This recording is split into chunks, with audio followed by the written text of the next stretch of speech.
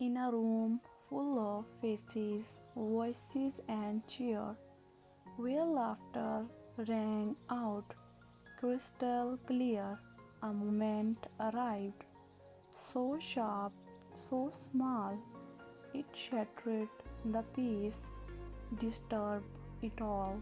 A remark so light, so careless, unplanned, flew through the air, not meant to land, but land it did with brutal force, striking my father, altering his course.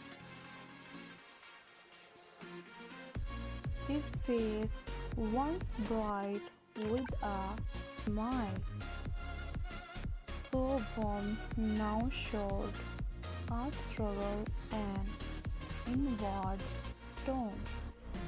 I saw his hands tremble, his gaze turn away as the words found their mark where they choose to stay. It was just a comment, a passing jest, yet to him it felt like a fierce request, a demand for something he could not give, a question of worth, of how he should live. I watched him in silence, unable to speak, as his strength began to tremble, his confidence weak.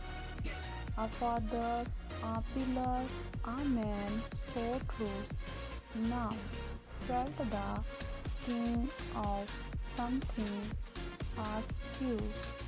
I saw him trying to hold back the flood, but tears welled up despite his good.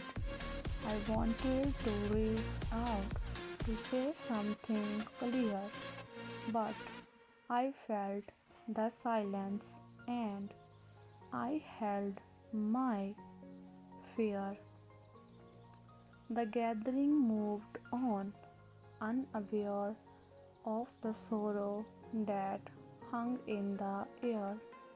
They laughed, they joked, they passed the time, but I was trapped in a silent rhyme.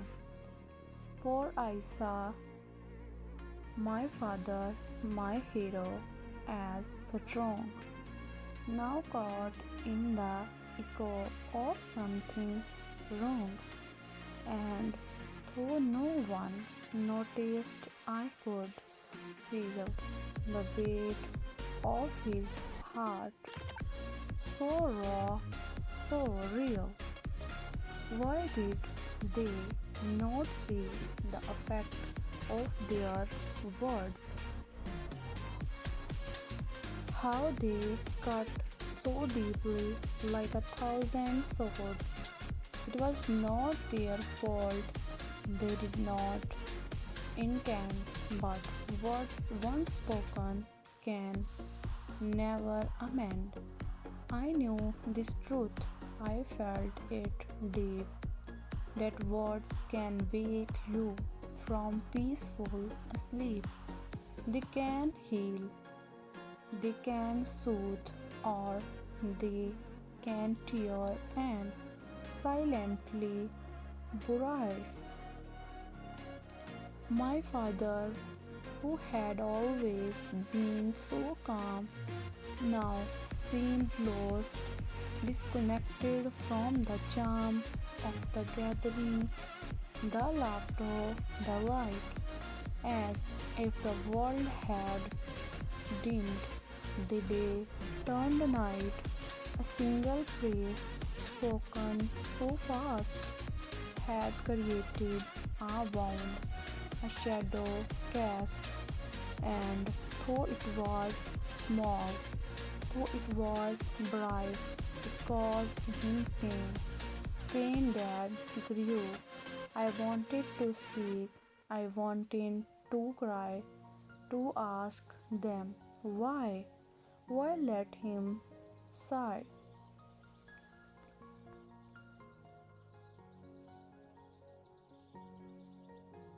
But instead, I watched him stand there alone, trying to hold it, trying to atone. For what? For a moment that did not belong, for a comment so fleeting yet so wrong, for words that were uttered without a thought, leaving behind a damage that could not be fought. I watched him, my father, with eyes so kind, now hunted by what he could not unwind.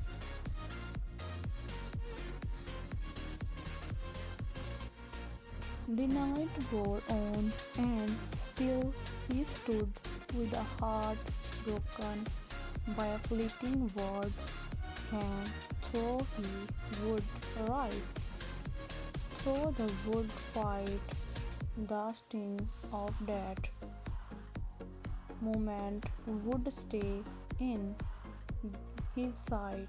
A comment, a joke, unthinking, untrue, had caused him had caused him pain, pain that grew. I wanted to speak, I wanted to cry, but all I could do was stand by.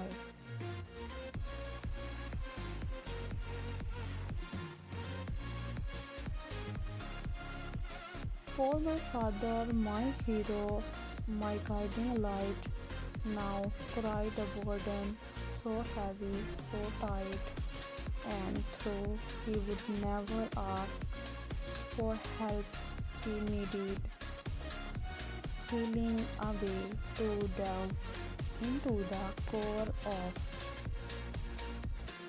his hidden grief, to find some solace, some relief. But how could I help him when I too felt the weight of the words they threw?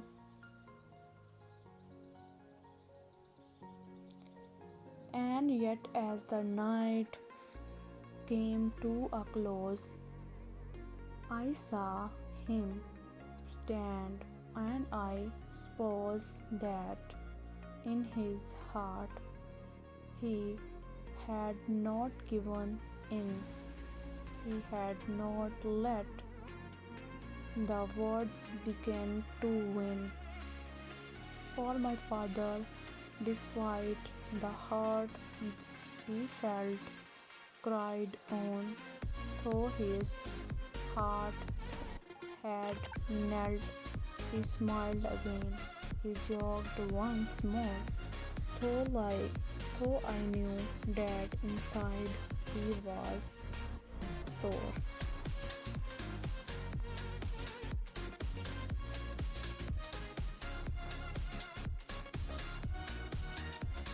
And so I realized in that painful hour that words have power, but love has grace. For though words can wound, they can also heal, they can lift the heart, help it to feel. And though my father may carry this scar, I know that his love shines brighter by far, and as his child, I stand by his side to help him heal, to help him ride